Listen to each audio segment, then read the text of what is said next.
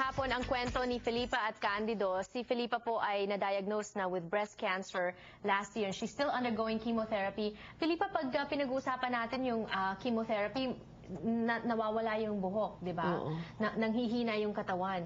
How important, the hair that you're wearing now is a wig. Yeah. How important is yung buhok sa isang taong may cancer?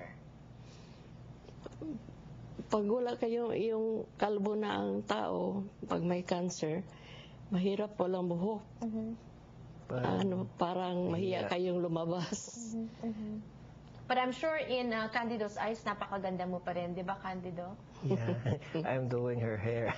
Ikaw ang nagsusuklay sa... Minsan, pag nakita kong parang, hindi magandang tingnan. Naku, nakaka-touch naman ang kwento nitong dalawang to. Married for 13 years, and look at that, they still love each other so much. But you know what?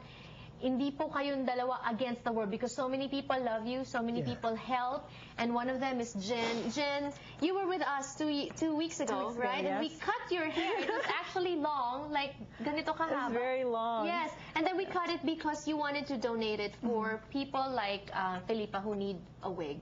Tell us about that decision. Yes, I donated to Panteen's Beautiful Lengths program. And I did that about 2 weeks ago on your show, and it was a lot of fun. Yeah.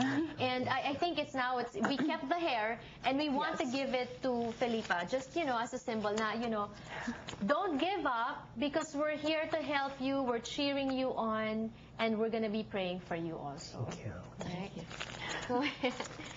Yan. Ito na yung hair. This was from last time, 2 weeks ago. If you didn't catch our show 2 weeks ago, on YouTube, we're on YouTube, youtube.com/kababayanla18. So this is the hair. Your love is inspiring. And this also wouldn't be possible without American Cancer Society. They give free programs for those who are in need, and that's the number on the screen. Felipa, ang message mo para dun sa mga, hindi lang si Jen, maraming mga nagdo-donate ng mga buhok, maraming mga tumutulong sa inyo.